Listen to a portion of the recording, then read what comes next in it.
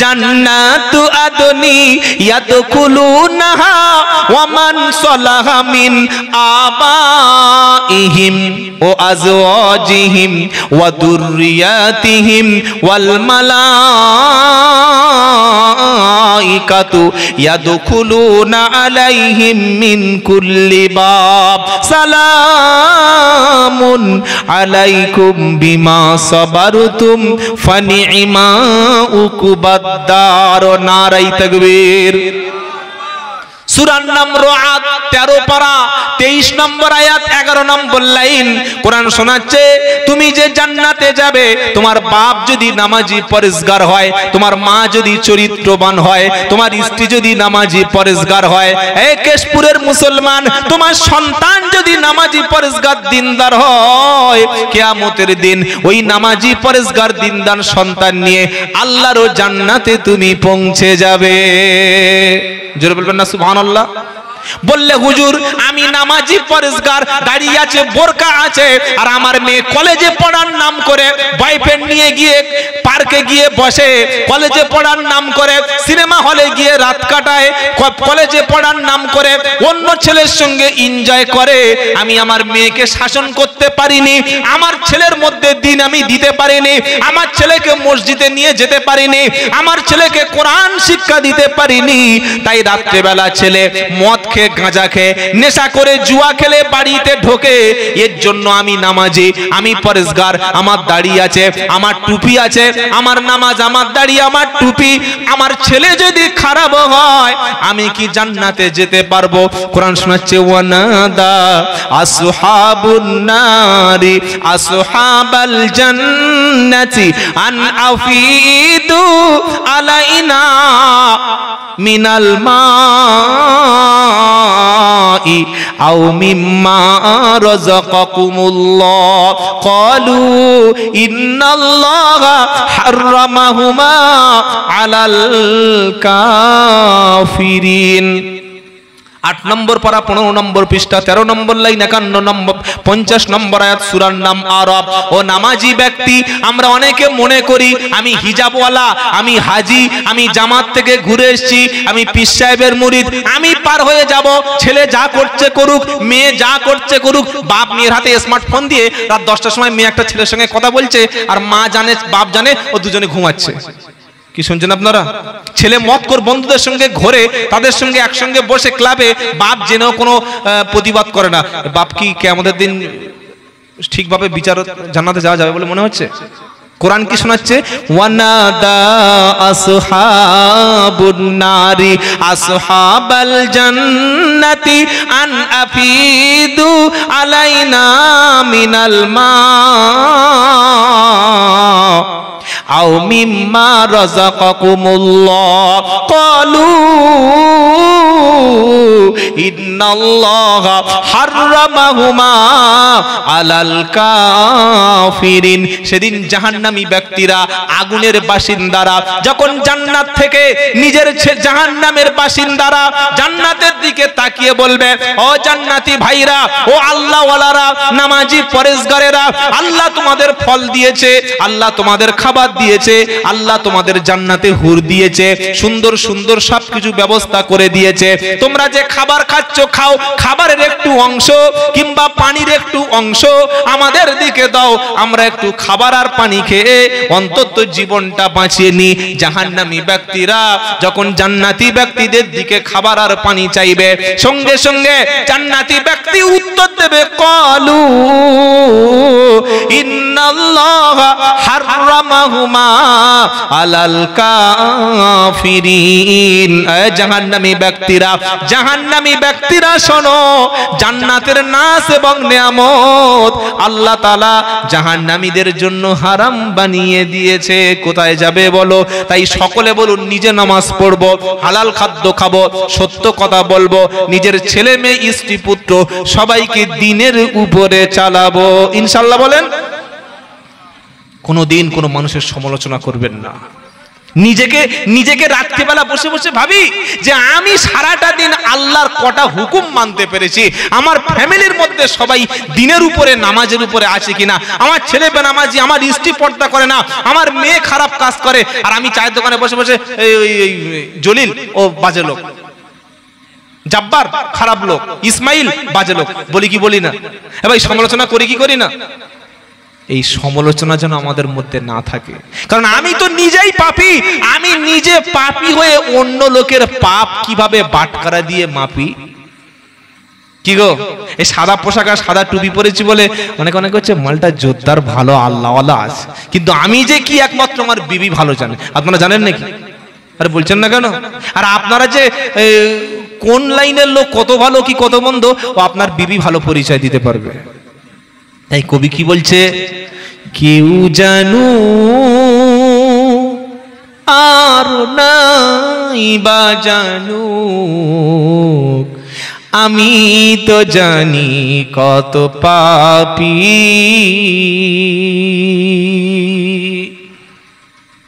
কেউ জানু আর নাই বা জানু, আমি তো জানি কত পাপী। পোশাকে আশাকে দেখো, এ দেহটা ঢেকেছি। কি বাবা, আমাদের দেখে কি মনে হচ্ছে সব ফেরেশতা বসে আছে? আপনারা নিজে থেকে দেখছেন সাদা পাঞ্জাবি সাদা টুপি, আর এখান থেকে আপনাদের দেখে মনে হচ্ছে সব আল্লাহওয়ালা মনে হচ্ছে। কি তাই পোশাক দিয়ে, সাদা পোশাক দিয়ে দেহ ঢাকা যায়, কিন্তু আমল ছাড়া নিজের অন্তর ঢাকা যায় না। একটা বিশ্বমানের চিটিংবাজের জন্য 2000 টাকা খরচ করলে বড় সমাজসেবী বানানো যায়। কিরকম? সাদা একটা ভালো প্যান্ট, সাদা একটা টি শার্ট, আর 500 টাকার একটা হাত ঘড়ি, আর দামি একটা সুন্দর জুতো পরিয়ে দিয়ে স্টেজে তুলে দিয়ে তখন জলসার সভাপতি বলবে, এবার আমাদের গ্রামের সেই সমাজসেবীকে আমরা ফুলের তোড়া দিয়ে আর গলায় ব্যাজ পরিয়ে দিয়ে সংবর্ধনা জানাচ্ছি। সকল বলছে এই সমাজসেবী। কি বলছে কি বলি না? কিন্তু ও যে কতটা চিটিংবাজ, কত লোকের হক মেরেছে, কত লোকের কাঁচা বাঁশ দিয়েছে, এটা কি আমি জানি? কি কথা বুঝতে পারছেন না? তাই কবি কি বলছে, পোশাকে আশাকে দেখো, এ দেহটা ঢেকেছি, আর সমাজের আড়ালেতে কত পাপ না করেছি।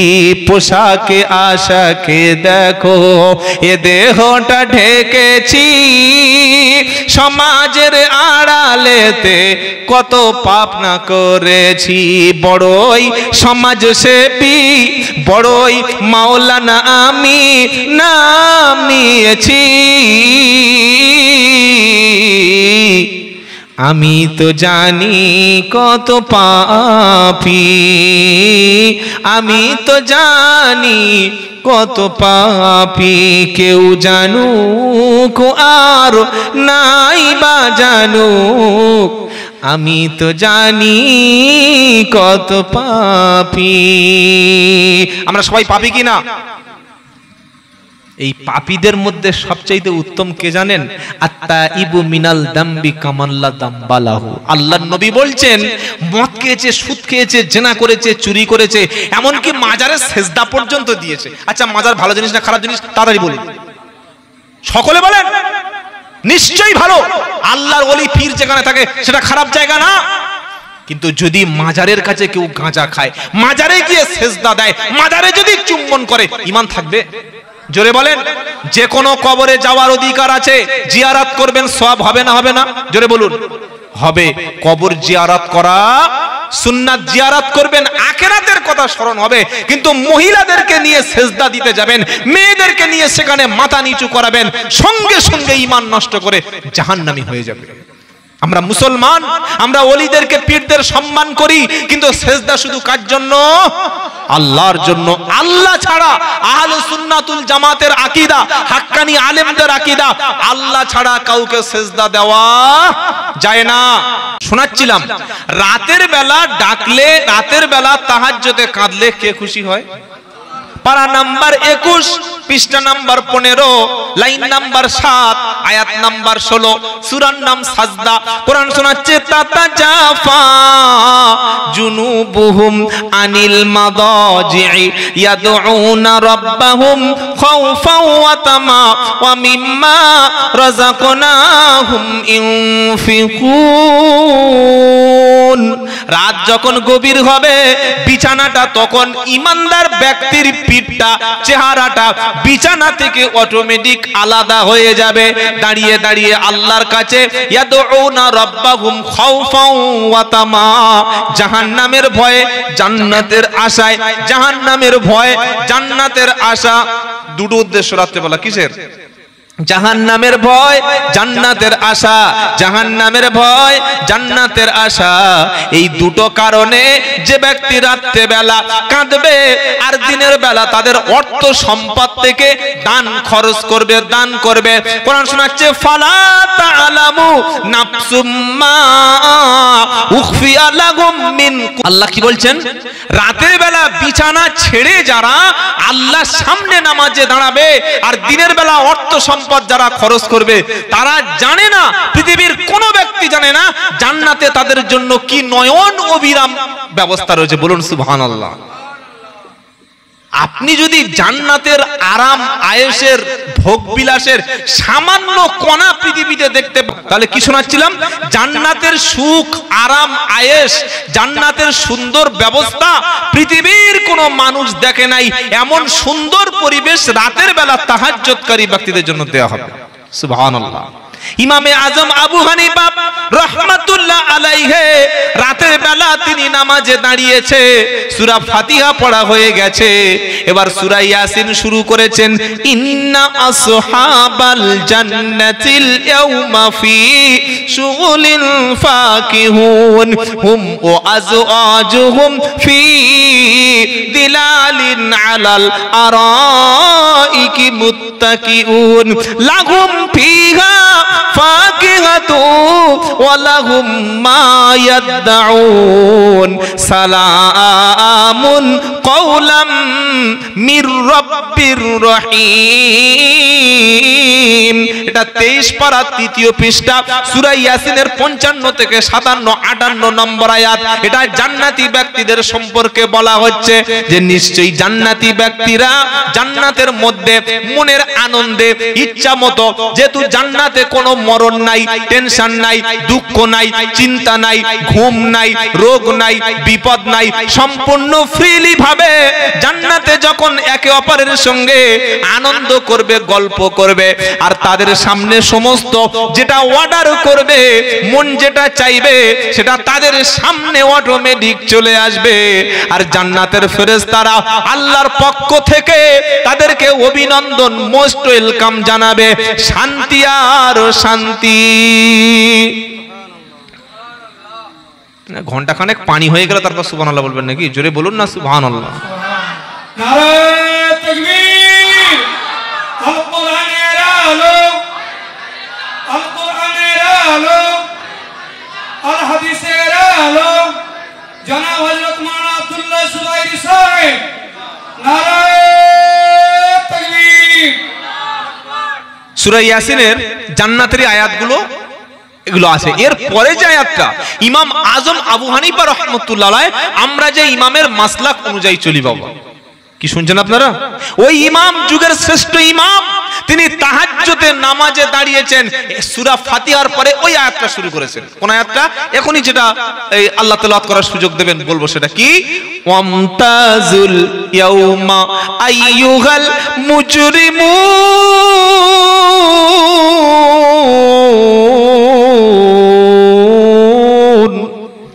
একটা আয়াত তেলাওয়াত করেছেন। কটা আয়াত কমপক্ষে পড়া ফরজ? জোরে বলুন। 3টি আয়াত। সূরা ফাতিহার পরে 3টি ছোট আয়াত পরিমাণ একটা বড় আয়াত পড়লেও নামাজ হয়ে যাবে। ধরুন আপনি বলছেন ইন্না আ'তাইনাকাল কাউসার ফাসাল্লি লিরাব্বিকা ওয়ানহার ইন্না শানিয়াকা হুয়াল আবতার, এতটুকু বললে নামাজ কমপ্লিট হবে, ইনকমপ্লিট থাকবে না। তিনি সূরা ফাতিহার পরে সূরা ইয়াসিনের আয়াত শুরু করেছেন। কোন আয়াত?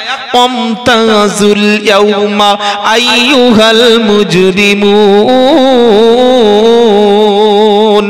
একটা আয়াত পড়লো, চোখ থেকে ঝরঝর করে পানি পড়লো। কেশপুরের মুসলমান আজকের বিপদে পড়লে বিবি আমার পাশে দাঁড়ায়, বাচ্চা আমার পাশে দাঁড়ায়, প্রধান আমার পাশে দাঁড়ায়, মুখ্যমন্ত্রী পাশে দাঁড়ায়, দল আমার পাশে দাঁড়ায়, ভাই আমার পাশে দাঁড়ায়। কিন্তু কিয়ামতের কঠিন মুসিবতের দিনে আল্লাহ যেদিন বলবে ওয়ামতাজুল ইয়াউমা আইয়ুহাল মুজরিমুন, হে আমার পাপিষ্টরা, হে বদকারেরা, হে আমার দুশমনেরা, আমার দল থেকে, ইমানদার ব্যক্তিদের থেকে, নামাজি ব্যক্তিদের থেকে, কোরআনওয়ালাদের থেকে, মসজিদওয়ালাদের থেকে, আল্লাহওয়ালাদের থেকে, মুসলমানদের থেকে তোরা আলাদা হয়ে যা, আলাদা হয়ে যা। ওয়ামতাজুল ইয়াউমা আইয়ুহাল মুজরিমুন, হে পাপিষ্টরা, মুজরিমরা, অপরাধীরা, ভিকটিমরা, কনভিক্টরা, আলাদা হয়ে যা। আল্লাহ যেদিন বলবে আমি ইমাম আবু হানিফা রাহমাতুল্লাহ আলাইহি সেদিন জান্নাতে যাব নাকি জাহান্নামে যাব আমি তো জানি না।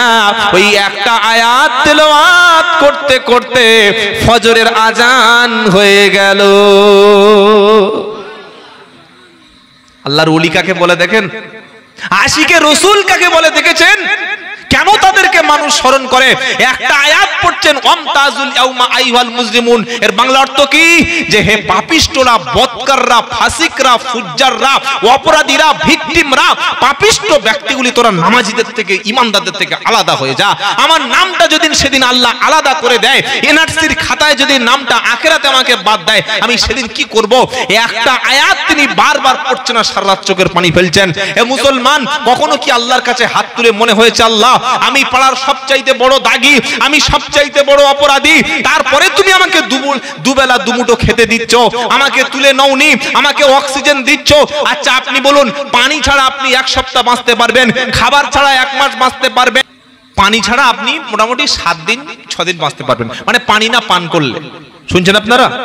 খাবার না পেলে হয়তো 15 দিন 20 দিন 1 মাস বাঁচতে পারবেন, কিন্তু অক্সিজেন যেটা পৃথিবীর মানুষের জন্য আল্লাহর সবচাইতে ফ্রি অফ কস্ট, বিনামূল্যে দিচ্ছেন, আল্লাহর দুশমনদের দিচ্ছেন, আল্লাহর ওলিদের দিচ্ছেন, আল্লাহর শত্রুদের দিচ্ছেন, আল্লাহকে যারা গালাগালি করছে প্রতিদিন তাদেরকে তিনি অক্সিজেন দিচ্ছেন। কি ভাই দিচ্ছে কি দেয় না?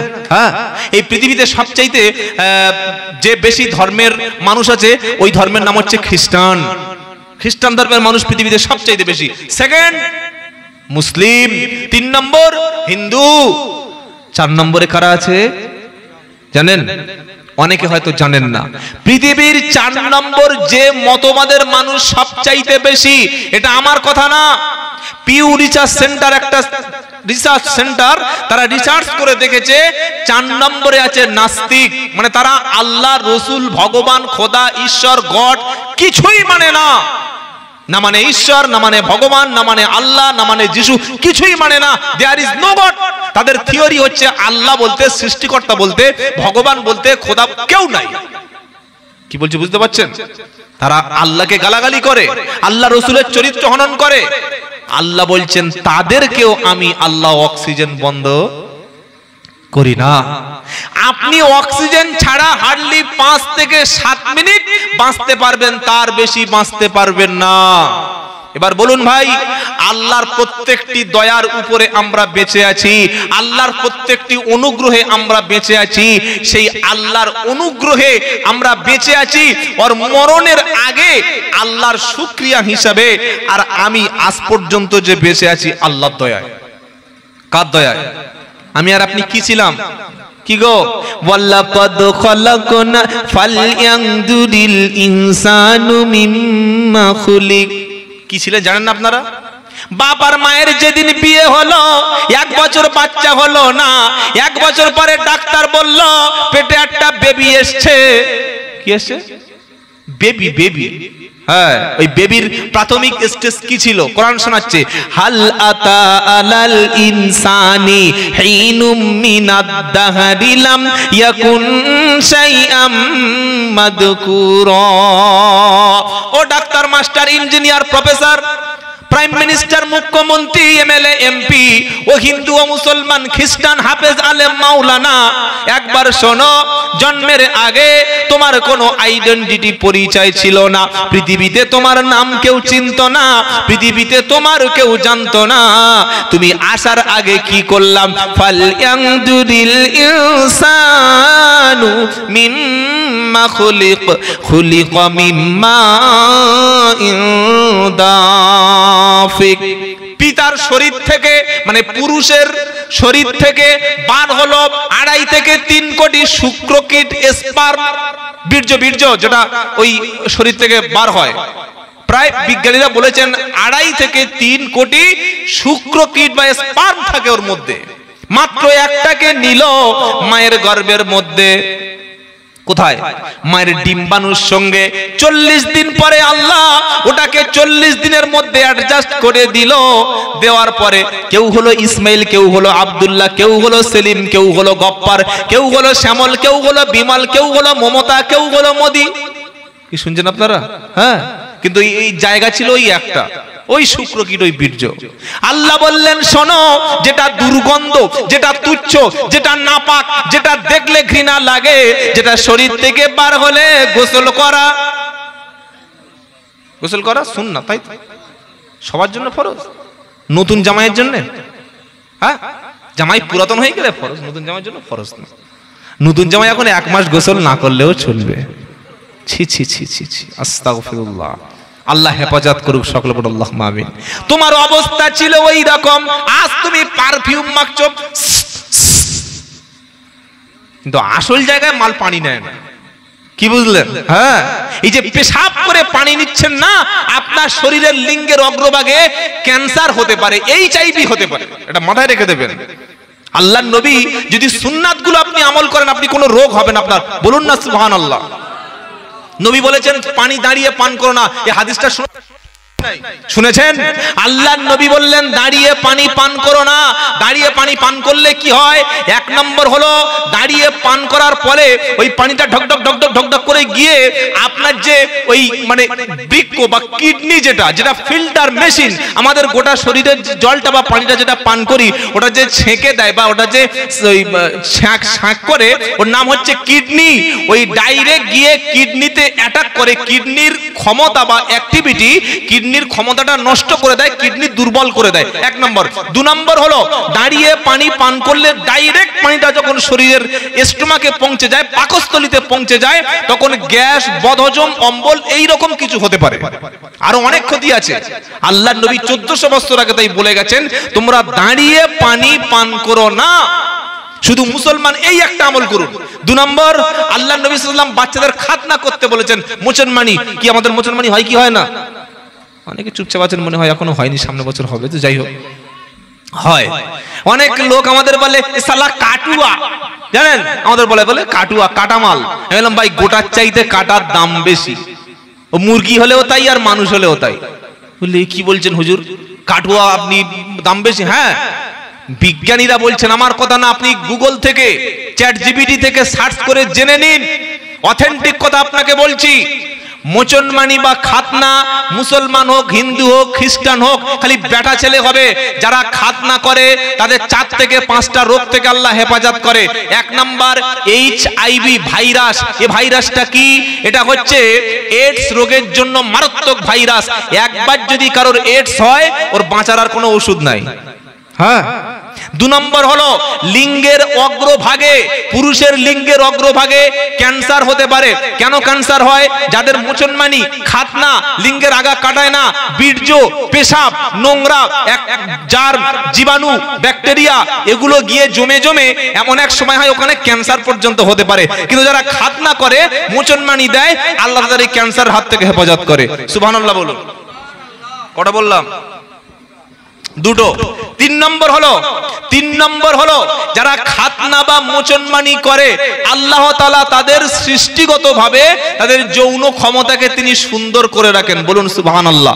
4 নম্বর হলো আরো বিভিন্ন রোগ আছে, যেমন একজিমা, চুলকানি, দাঁত, হাজা, এই সমস্ত যত স্কিন ডিজিজ আছে যারা খাতনা করে বা মোচনমানি দেয় আল্লাহ রাব্বুল আলামিন তাদের এর ওসিলায় ওটাকে পরিষ্কার করে দেন।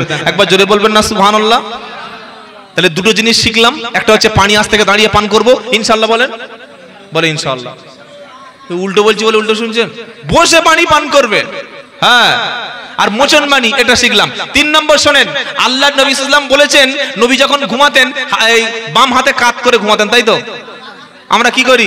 কানে হেডফোন, গলায় জড়িয়ে নিয়েছি, হাতে সিগারেট, কিবলার দিকে পা, গার্লফ্রেন্ডের সঙ্গে কথা বলতে বলতে দাঁত ক্লাতে ক্লাতে মাল ঘুমিয়ে পড়েছে। হ্যাঁ, ঘুমাচ্ছে কখন? রাত 3টের সময়, ফজর কাজা। আহা হা, কবি কি বলছে?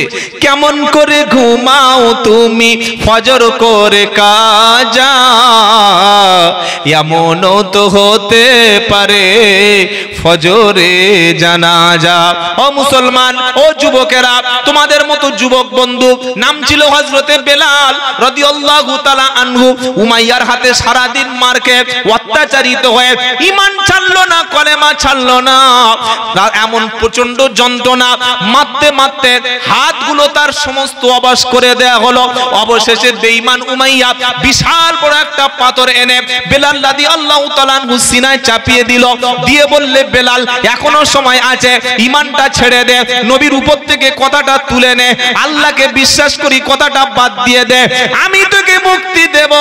সেদিন বেলাল বলেছিল হাত অবশ হয়ে গেছে, দম ফেলতে পারছে না, অক্সিজেন শেষ হয়ে যাচ্ছে, আর শ্বাস নিতে পারছে না, একটা আঙ্গুল উপরের দিকে আহাদ আহাদ বলে সেদিন পরিচয় দিয়ে অত কষ্টের সময় আমার আল্লাহকে ভুলে গেল না। জোরে বলো সুবহানাল্লাহ। আজ টুপি পরার জন্য তোমার মার খেতে হয় না, দাড়ি রাখার জন্য কেউ তোমাকে গুলি করে না, জোরে কলেমা পড়ার জন্য ঘাট ধাক্কা দেয় না, মসজিদে যাওয়ার জন্য কেউ নিষেধ করে না, তুমি আল্লাহু আকবার কেশপুরের জলসায় বসে চিৎকার করে বলতে পারছো, বাজারে গিয়ে মুসলমানকে সালাম দিতে পারছো, তুমি কোরআন শরীফ পড়তে পারছো, তুমি ওযু করতে পারছো, তুমি গোসল করতে পারছো, তুমি নামাজ পড়তে পারছো। আজ থেকে 1437 বছর আগে, যেহেতু এটা 1447 হিজরি, তাই তো? মানে মুহররম মাস পড়েছে, এটা আরবি বছরের প্রথম মাস, 1447 হিজরি। কেন? আল্লাহর নবী সাল্লাল্লাহু আলাইহি ওয়াসাল্লাম মক্কা থেকে মদিনায় যখন হিজরত করেছিলেন, ওখান থেকে হযরত ওমর রাদিয়াল্লাহু তাআলা আনহু এই হিজরি সালটা গণনা করেন। আল্লাহর নবী হিজরত করার 10 বছর পরে 10ম হিজরিতে তিনি মদিনায় ইন্তেকাল করেন। তার মানে 1437 বছর আগে আল্লাহর নবী সাল্লাল্লাহু আলাইহি ওয়াসাল্লাম আজ থেকে 1437 বছর আগে পৃথিবীতে চলে গিয়েছিলেন। আপনি যদি ওই নবীর যুগের মানুষ হতেন, জোরে কলেমা পড়া, জোরে আল্লাহু আকবার বলা, মাথায় টুপি দেয়া, আমি মুসলমান, এই আইডেন্টিটি দেওয়ার মতো আইডেন্টিফাই করার ক্ষমতা আপনার ছিল না। কত সাহাবা, কত পীর, কত ওলি, কত দাওয়াত ও তাবলীগের সাথী, কত মুজাহিদ বাহিনী, কত আলেমেরা, কত হাফেজেরা, কত আল্লাহওয়ালারা ওই মদিনা থেকে ইসলামটা আপনার কেশপুরে পৌঁছেছে। কি বলছি কথা বুঝতে পারছেন না? সেজন্য আমি অনুরোধ করব ভাই, মসজিদে আপনাদের দেখলাম খুব কঠিন পরিস্থিতি, 5 ওয়াক্ত নামাজ মসজিদে জামাতের সঙ্গে পড়ুন। যত কাজ থাকে থাক, যত ব্যবসা থাকে থাক, যত যুবক ছেলেদের বলবো ভাই তোমরা খেলা করছো করো, পড়াশোনা করছো করো, তুমি যা করছো তাই করো, কিন্তু আজান হয়ে গেলে আল্লাহর ঘরে চলে আসো। মনে থাকবে? নামাজ পড়বো সকলে ইনশাআল্লাহ। আমরা আজকের কি বলছি?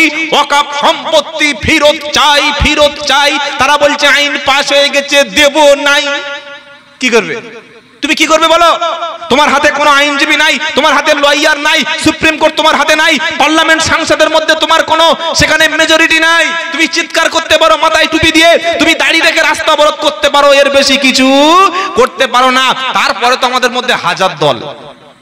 4টে চোর, আমি সব জায়গায় বক্তব্যটা করি, 4টে চোর এক জায়গায় বসিয়ে দিন, চুরির টাকা তারা ভাগ করবে। 4টে ডাকাত এক জায়গায় বসিয়ে দিন, আনন্দে গল্প করবে আর বিড়ি খাবে। 4টে পকেট মারকে বসিয়ে দিন, এক জায়গায় বসে তারা গাঁজা টানবে। 4টে মদখোরকে বসিয়ে দিন, 4টে গ্লাসে তারা ঢেলে ঢেলে মাল খাবে। 4টে গাঁজাখোরকে বসিয়ে দিন, এক জায়গায় বসে গল্প করবে আর তারা গাঁজা খাবে। কি ভাই, খাবে কি খাবে না? আর 4টে পীর সাহেব, 4টে মাওলানা সাহেব, 4টে মুফতিকে এক জায়গায় বসিয়ে দিন, কিছুক্ষণ পরে দেখবেন মসজিদের জানালায় আর রড নাই। হ্যাঁ, ও তবলিগ জামাত আমি ফুরফুরা, মেরে মার্ডার করে দেবো, আমি জান্নাতে চলে যাবো আমার শত্রু। ও হানাফি, আমি আহলে হাদিস, মেরে চোখ উড়িয়ে দেবো। কি বুঝলেন? ও ওই আজানগাছি পীর সাহেবের মুরিদ, আমি দেওবন্দি, ওর মাথার একদম চুল সব ছিঁড়ে দেবো। এই তো আমাদের অবস্থা। না ভাই, আমি প্রথমে শুনিয়েছি যিনি কলেমা পড়েছেন তিনি আমার ভাই। ভাইয়ের প্রতি ভ্রাতৃত্ব, সংহতি, ভালোবাসা, ঐক্য, ইউনিটি ঐক্য থাকা ফরজ। 190 কোটি মুসলমান থাকতে 22 লক্ষ মুসলমানকে ওই যাযাবর, ওই লানতপ্রাপ্ত গজবপ্রাপ্ত জাতি যারা ছিল ইউরোপে, যারা দ্বিতীয় বিশ্বযুদ্ধের পরে হিটলার যাদেরকে গণহত্যা করে 70 লক্ষ ইহুদিকে গ্যাস চেম্বারে হত্যা করে দিয়েছে, তারা 1948 সালে ইউরোপ মহাদেশ থেকে, কানাডা থেকে, ফ্রান্স থেকে, এই সমস্ত দেশগুলি থেকে জাহাজে করে পালিয়ে এসে বর্তমান ফিলিস্তিন রাষ্ট্র যেখানে ছিল সেখানে এসে বলছে, বাবা একটু থাকার জায়গা দিন, আমাদের একটু রিফিউজি হিসাবে একটু ব্যবস্থা করুন। 1948 সালে আমার ফিলিস্তিনি ভাইয়েরা তারা ওই যাযাবার ইহুদিদেরকে থাকতে দিয়েছিল।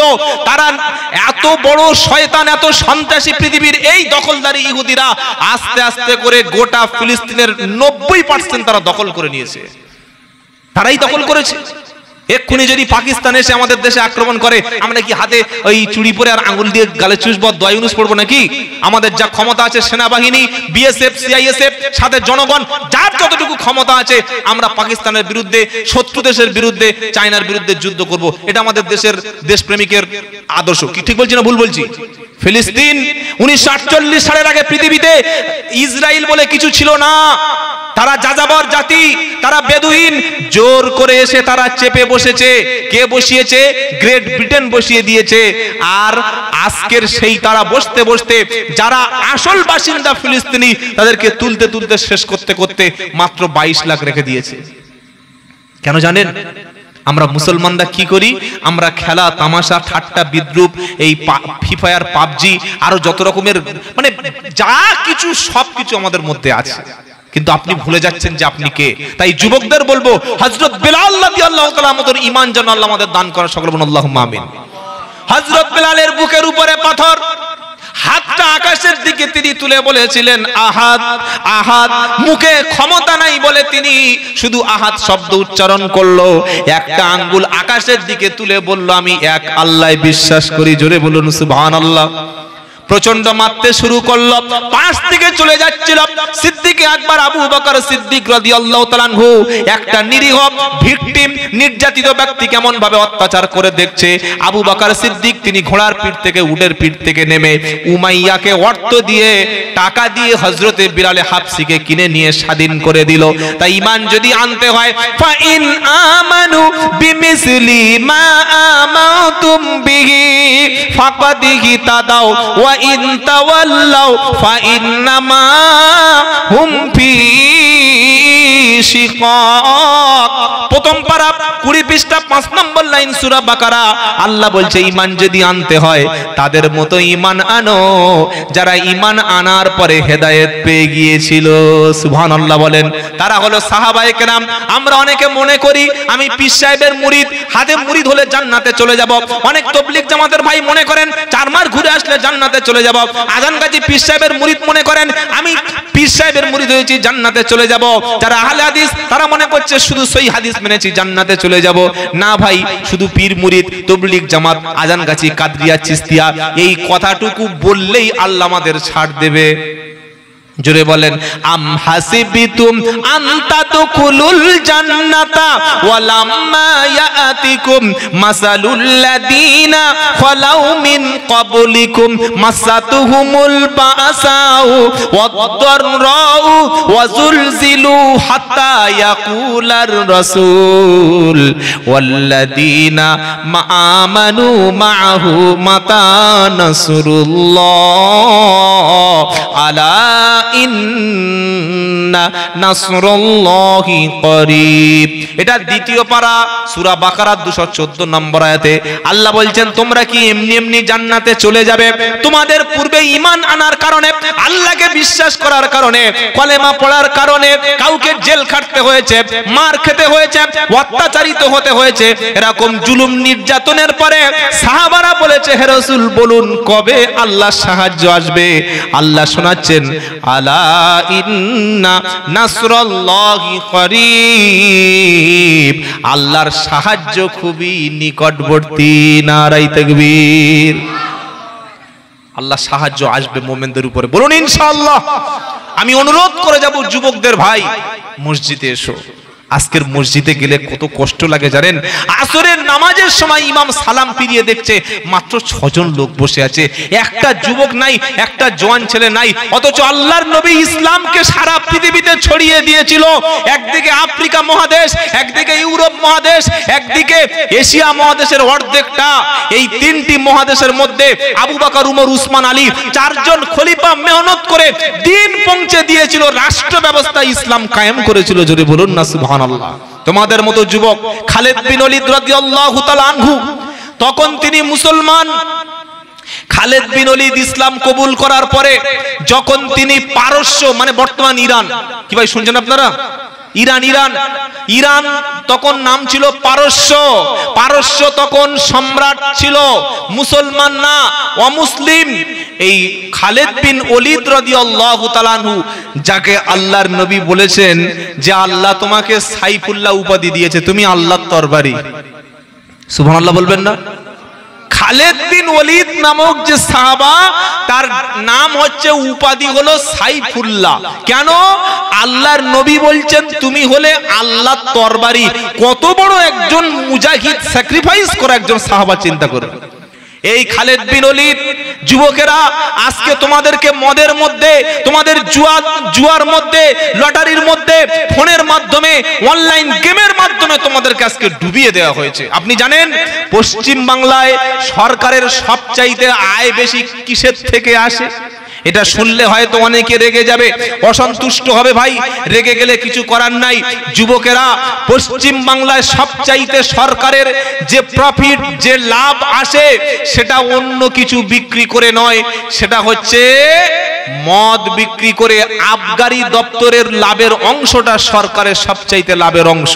আর একটা রয়েছে রাজ্যের সরকারের অনুমোদিত ডিআর লটারি, এটাও সরকারের অবস্থায়। এগুলো হচ্ছে যুবকদের সমাজকে, যুবক সমাজ যাতে শিক্ষিত না হতে পারে, স্কুলে না যেতে পারে, কলেজে না যেতে পারে, ইউনিভার্সিটি না যেতে পারে, শিক্ষিত না হতে পারে। শিক্ষা মানুষকে প্রশ্ন করতে শেখায়, শিক্ষা মানুষকে পথ দেখায়, শিক্ষা মানুষকে সোজা করে দাঁড়াতে শেখে, শিক্ষা মানুষকে নেতৃত্ব দিতে শেখায়, শিক্ষা মানুষকে মাথা তুলে বাঁচতে শেখায়।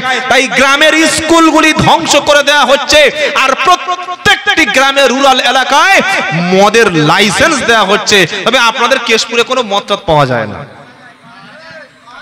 কি গো? পাওয়া যায় তো? পাওয়া যায় তো? আমি আব্দুল্লাহ জুবায়ের, আমার পরে আব্দুল্লাহিল মারুফ সাহেব, ফাতেহি সাহেব, তিনি যতই মদের বিরুদ্ধে বক্তব্য করুক, একটা 18-20 বছরের ছেলে ও যখন মদের দোকানের সামনে থেকে যাবে, আর ওই রকম যদি বন্ধু বান্ধব মালখোর হয়, বলবে ভাই এই তোর বেশি খেতে হবে না, খালি 1 চিবি টেস্ট করে দেখ না কেমন লাগে। তোর কে খেতে বলছে? খালি একটু ছুঁয়ে দেখ, ফলের রস, ফলের জুস। কি বুঝলেন? প্রথমে ফলের জুস নিয়ে, মালটা দারুণ, ফ্লেভারটা খুব দারুণ ফ্লেভার। ওই 1 চিপি খেয়ে রাত্রেবেলা কখন ওর কোমর থেকে আন্ডারপ্যান্ট খুলে গেছে মালের খবর নাই। তারপরের দিন রাত 10টার সময় বলছে ভাই কালকের ফ্লেভারটা কেমন ছিল? বললো কি ফলের মাল দিয়েছিস? বললে দামি মাল, খা। আবার 300 টাকা দিয়ে কিনেছে। কি বুঝলেন? এইভাবে খেতে খেতে এক সময় এই ফ্লেভার খাওয়া মালটা পুরো সোশ্যাল ড্রিঙ্কার হয়ে যায়, একদম প্রফেশনাল একজন মদখোর তৈরি হয়ে যায়। যত বেশি মদ বিক্রি হবে, সরকারের ঘরে লাভের টাকা তত যাবে। 2010 থেকে 2025 15 বছরে 12,000-এর বেশি স্কুল বন্ধ হয়ে গেছে। এটা আমার তথ্য না, এটা হচ্ছে সরকারি রিপোর্ট, পত্রিকার খবর বলছি। আপনি ভাবতে পাচ্ছেন?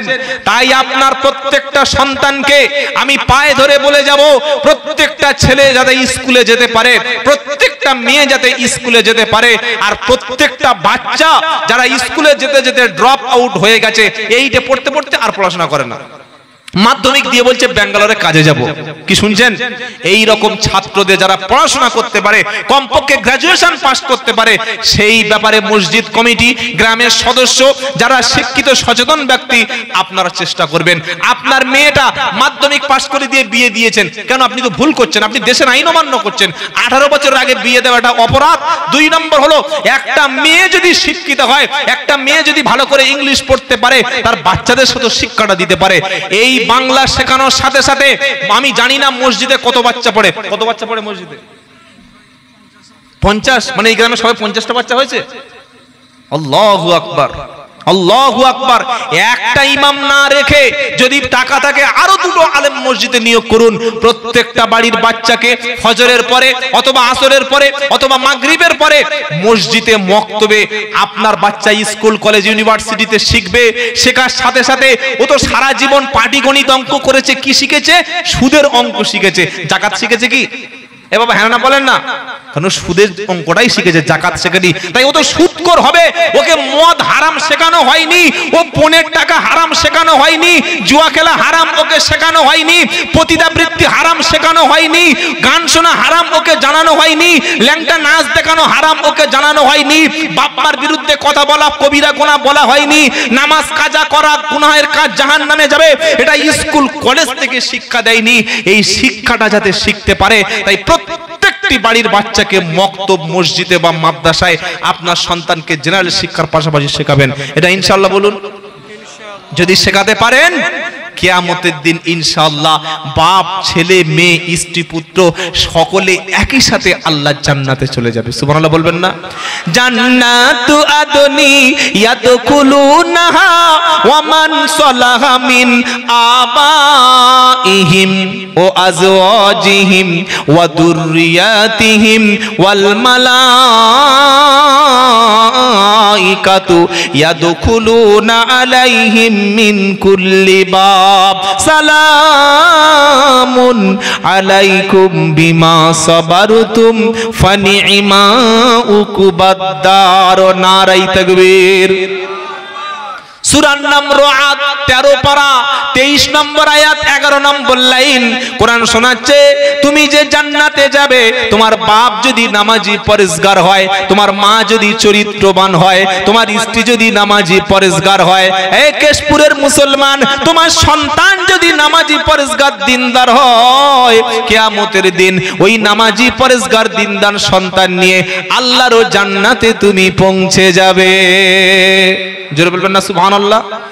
বললে হুজুর আমি নামাজি পরেজগার, দাঁড়িয়ে আছে, বোরকা আছে, আর আমার মেয়ে কলেজে পড়ার নাম করে বয়ফ্রেন্ড নিয়ে গিয়ে পার্কে গিয়ে বসে, কলেজে পড়ার নাম করে সিনেমা হলে গিয়ে রাত কাটায়, কলেজে পড়ার নাম করে অন্য ছেলের সঙ্গে এনজয় করে, আমি আমার মেয়েকে শাসন করতে পারিনি, আমার ছেলের মধ্যে দিন আমি দিতে পারিনি, আমার ছেলেকে মসজিদে নিয়ে যেতে পারিনি, আমার ছেলেকে কোরআন শিক্ষা দিতে পারিনি, তাই রাত্রেবেলা ছেলে মদ খেয়ে, গাঁজা খেয়ে, নেশা করে, জুয়া খেলে বাড়িতে ঢোকে। এর জন্য আমি নামাজি, আমি পরেজগার, আমার দাড়ি আছে, আমার টুপি আছে, আমার নামাজ, আমার দাড়ি, আমার টুপি, আমার ছেলে যদি খারাপ হয় আমি কি জান্নাতে যেতে পারবো?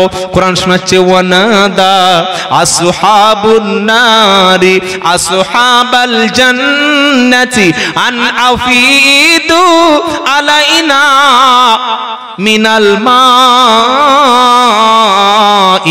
আও মিম্মা রাযাকাকুমুল্লাহ ক্বালু ইন্নাল্লাহা হাররামাহুমা আলাল কাফিরিন।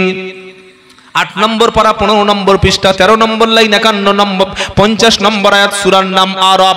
ও নামাজি ব্যক্তি, আমরা অনেকে মনে করি আমি হিজাবওয়ালা, আমি হাজি, আমি জামাত থেকে ঘুরে এসেছি, আমি পীর সাহেবের মুরিদ, আমি পার হয়ে যাব, ছেলে যা করছে করুক, মেয়ে যা করছে করুক। বাপ মেয়ের হাতে স্মার্টফোন দিয়ে রাত 10টার সময় মেয়ে একটা ছেলের সঙ্গে কথা বলছে, আর মা জানে, বাপ জানে, ও দুজনে ঘুমাচ্ছে।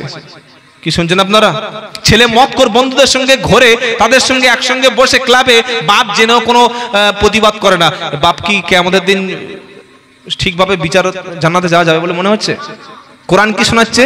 ওয়ানাদা আসহাবুন নারি আসহাবাল জান্নাতি আন আফিদু আলাইনা মিনাল মা আও মিম্মা রাযাকাকুমুল্লাহ ক্বালু ইন্নাল্লাহা হাররামাহুমা আলাল কাফিরিন। সেদিন জাহান্নামী ব্যক্তিরা, আগুনের বাসিন্দারা যখন জান্নাত থেকে নিজের জাহান্নামের বাসিন্দারা জান্নাতের দিকে তাকিয়ে বলবে, ও জান্নাতি ভাইরা, ও আল্লাহওয়ালারা, নামাজি পরেশগারেরা, আল্লাহ তোমাদের ফল দিয়েছে, আল্লাহ তোমাদের খাবার দিয়েছে, আল্লাহ তোমাদের জান্নাতে হুর দিয়েছে, সুন্দর সুন্দর সবকিছু ব্যবস্থা করে দিয়েছে। তোমরা যে খাবার খাচ্ছ, খাও, খাবারের একটু অংশ কিংবা পানির একটু অংশ আমাদের দিকে দাও, আমরা একটু খাবার আর পানি খেয়ে অন্তত জীবনটা বাঁচিয়ে নি। জাহান্নামী ব্যক্তিরা যখন জান্নাতি ব্যক্তিদের দিকে খাবার আর পানি চাইবে, সঙ্গে সঙ্গে জান্নাতি ব্যক্তি উত্তর দেবে, ক্বালু ইন্নাল্লাহা হাররামাহুমা আলাল কাফিরিন। জাহান্নামী ব্যক্তিরা, জাহান্নামী ব্যক্তিরা শোনো, জান্নাতের নাস এবং নিয়ামত আল্লাহ তাআলা জাহান্নামীদের জন্য হারাম বানিয়ে দিয়েছে। কোথায় যাবে বলো? তাই সকলে বলুন, নিজে নামাজ পড়বো, হালাল খাদ্য খাবো, সত্য কথা বলবো, নিজের ছেলে মেয়ে স্ত্রী পুত্র সবাইকে দ্বীনের উপরে চালাবো, ইনশাআল্লাহ বলেন। কোনোদিন কোনো মানুষের সমালোচনা করবেন না। নিজেকে রাত্রিবেলা বসে বসে ভাবি যে আমি সারাটা দিন আল্লাহর কটা হুকুম মানতে পেরেছি, আমার ফ্যামিলির মধ্যে সবাই দ্বীনের উপরে, নামাজের উপরে আছে কিনা, আমার ছেলে বেনামাজি, আমার স্ত্রী পর্দা করে না, আমার মেয়ে খারাপ কাজ করে, আর আমি চায়ের দোকানে বসে বসে জলিল ও বাজে লোক, জব্বার খারাপ লোক, ইসমাইল বাজে লোক বলি কি বলি না? ভাই সমালোচনা করি কি করি না? এই সমালোচনা যেন আমাদের মধ্যে না থাকে, কারণ আমি তো নিজেই পাপী। আমি নিজে পাপী হয়ে অন্য লোকের পাপ কিভাবে বাটখারা দিয়ে মাপি? কি গো, এই সাদা পোশাক আর সাদা টুপি পরেছি বলে অনেক হচ্ছে মালটা জোরদার ভালো আল্লাহওয়ালা আছে, কিন্তু আমি যে কি একমাত্র আমার বিবি ভালো জানে। আপনারা জানেন নাকি? আরে বলছেন না কেন? আর আপনারা যে কোন লাইনের লোক, কত ভালো কি কত মন্দ, ও আপনার বিবি ভালো পরিচয় দিতে পারবে। তাই কবি কি বলছে? কেউ জানু আর নাই বা জানু, আমি তো জানি কত পাপী।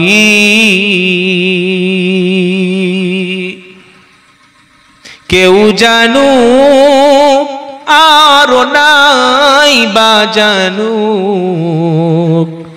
আমি তো জানি কত পাপী। পোশাকে আশাকে দেখো, এ দেহটা ঢেকেছি। কি বাবা, আমাদের দেখে কি মনে হচ্ছে? সব ফেরেশতা বসে আছে।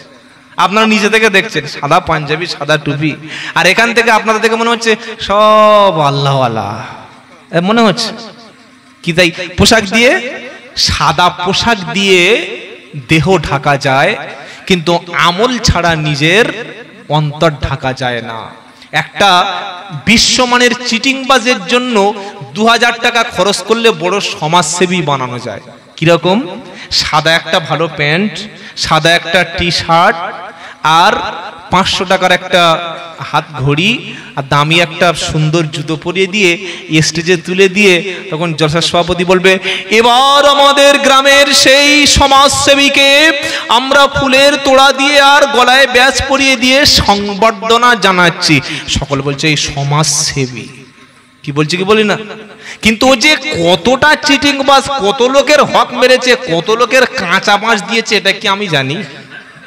কি কথা বুঝতে পারছেন না? তাই কবি কি বলছে? পোশাকে আশাকে দেখো, এ দেহটা ঢেকেছি, আর সমাজের আড়ালেতে কত পাপ না করেছি। পোশাকে আশাকে দেখো এ দেহটা ঢেকেছি, সমাজের আড়ালেতে কত পাপ না করেছি। বড়ই সমাজসেবী, বড়ই মাওলানা আমি নাম নিয়েছি। আমি তো জানি কত পাপী, আমি তো জানি কত পাপী। কেউ জানুক আর নাই বা জানুক, আমি তো জানি কত পাপী। আমরা সবাই পাপী কিনা? এই পাপীদের মধ্যে সবচাইতে উত্তম কে জানেন? আত্তাইবু মিনাল দামবি কামাল্লা দাম্বালাহু। আল্লাহর নবী বলছেন, মদ খেয়েছে, সুদ খেয়েছে, জেনা করেছে, চুরি করেছে, এমনকি মাজারে সেজদা পর্যন্ত দিয়েছে। আচ্ছা, মাজার ভালো জিনিস না খারাপ জিনিস? তাড়াতাড়ি বলুন, সকলে বলেন। নিশ্চয়ই ভালো। আল্লাহর ওলি পীর যেখানে থাকে সেটা খারাপ জায়গা না। কিন্তু যদি মাজারের কাছে কেউ গাঁজা খায়, মাজারে গিয়ে সেজদা দেয়, মাজারে যদি চুম্বন করে, ঈমান থাকবে? জোরে বলেন। যে কোনো কবরে যাওয়ার অধিকার আছে, জিয়ারত করবেন, সওয়াব হবে না হবে না? জোরে বলুন। হবে। কবর জিয়ারত করা সুন্নাত, জিয়ারত করবেন, আখিরাতের কথা স্মরণ হবে। কিন্তু মহিলাদেরকে নিয়ে সেজদা দিতে যাবেন, মেয়েদেরকে নিয়ে সেখানে মাথা নিচু করাবেন, সঙ্গে সঙ্গে ঈমান নষ্ট করে জাহান্নামী হয়ে যাবে। আমরা মুসলমান, আমরা ওলিদেরকে পীরদের সম্মান করি, কিন্তু সেজদা শুধু কার জন্য? আল্লাহর জন্য। আল্লাহ ছাড়া আহলুস সুন্নাতুল জামাতের আকীদা, হাক্কানি আলেমদের আকীদা, আল্লাহ ছাড়া কাউকে সেজদা দেওয়া যায় না।